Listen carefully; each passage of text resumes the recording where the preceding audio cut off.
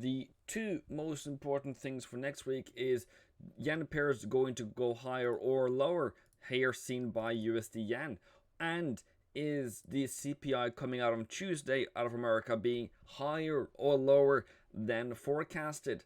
My name is Eivindfx. We're going to go through the markets for next week. Have been buying yen pairs for the longest now, since 22nd of August, around here, and I have made some decent profits. Now the question is that you all have to ask yourself is this move now dying out?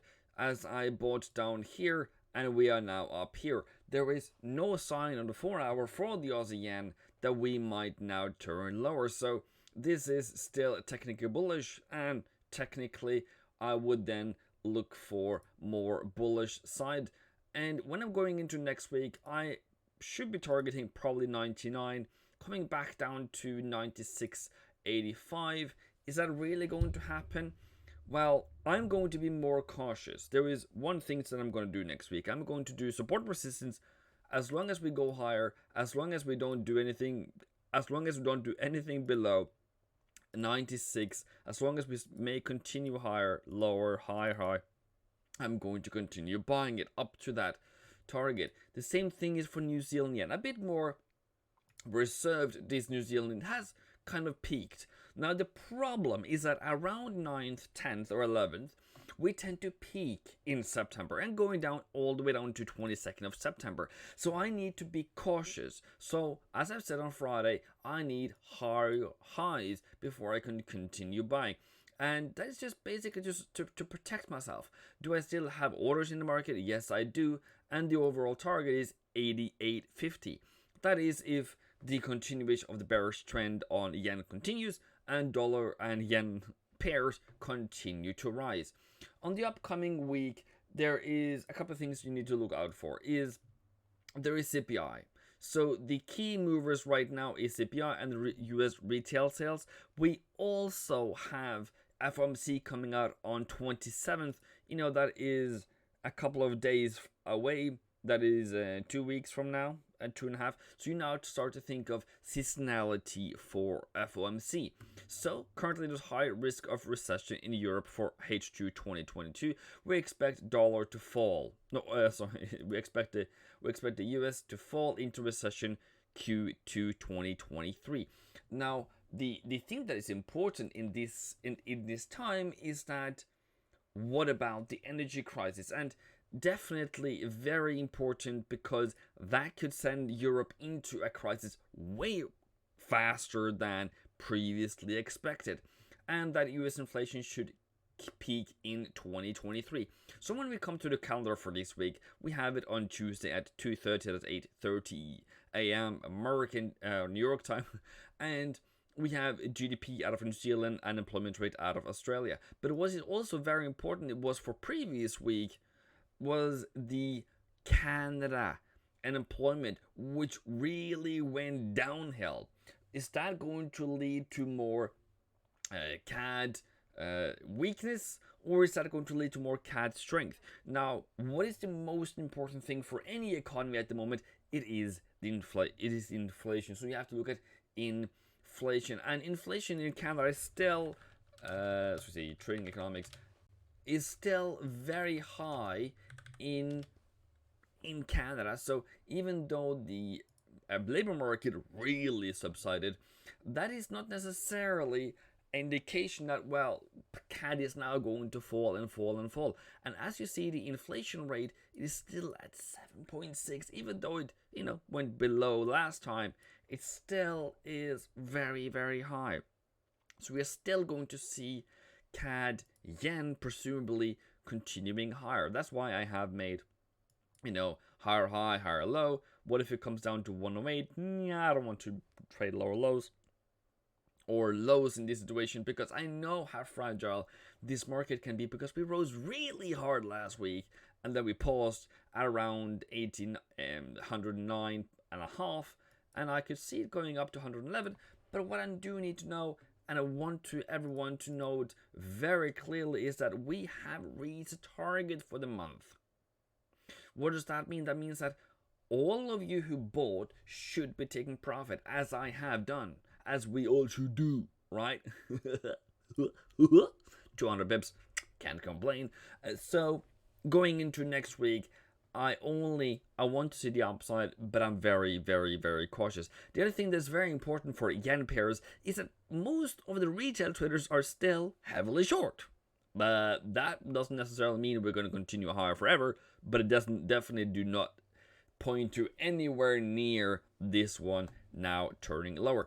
And why did dollar fall? Why did USD yen fall? It is because of the Bank of Japan coming out on like to Friday, I think it was.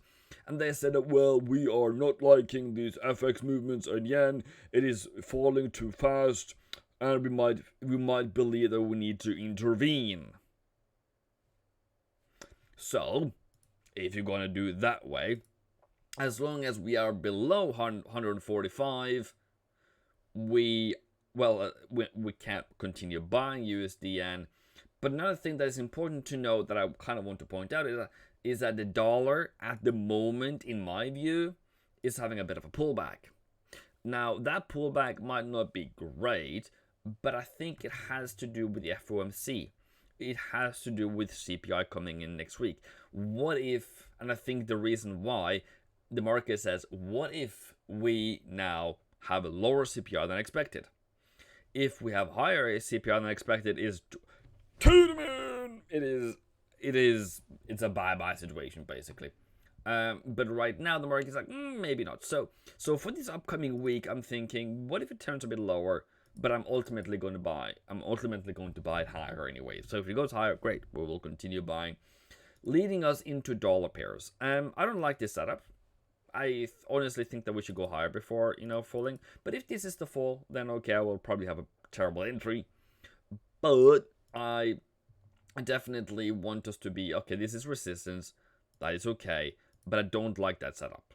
You can't make me like that, because to me, it just says, well, we're going to go higher. So that means pause, okay? Hold your horses, mate. Other than that, targeting 67.67 is kind of the real deal here. Euro dollar came up to resistance. Another one where we're like, okay, is this going to make a higher high? What is it doing? What is this, you might ask? This is a range. And if it breaks below 10051 ish, if it breaks below, I'm going to give it a candle. If it breaks below this candle there, breaks and closes, it's bearish. Hands on deck, can probably sell it again with the stop loss above here again. Though it's not financial advice, I'm just going to say, if it does that, if it breaks below that candle there, or any candles that in this area region here, it's basically not bullish again or anymore. And you might ask, how do I know that? Because that's what happened here.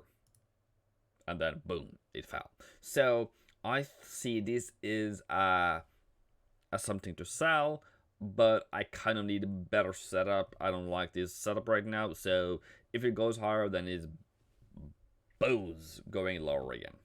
All right, cool. New Zealand dollar. Euro dollar target is around 98.50 if we get an entry.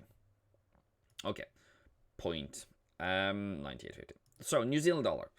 Same thing. I don't like this setup, but a man gonna do what a man gonna do. We're gonna bring some food to the table here. That was a joke though, but I don't like it. The reason why I don't like this setup is because we have come so fast, pull back.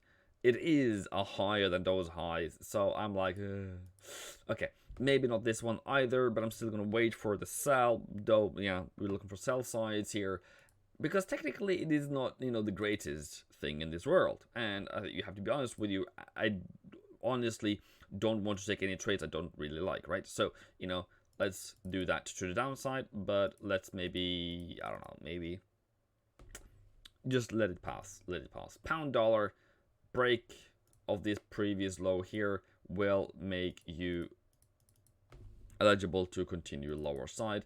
Target should be around 113.77, but cautious. Use the CAD. It doesn't really have, I don't really have much here, but if you can sell it from 131, 130, 100, 130, 80, 90 area. Thumbs up on you. So next week, S&P 500 has been rising. I think this is a dead cat bounce. You still have plenty of resistances to break through before me even saying that, oh, this is over. The only thing that is important for the CPI, if we are lower now on the CPI next week, you're going to see the stock market rise like a ton of breaks. You're going to see DXY falling like avalanche. You are going to see a lot of movement in the markets, so just be heads up on that on Tuesday, all right? And CAD, yeah, I mentioned CAD. Good.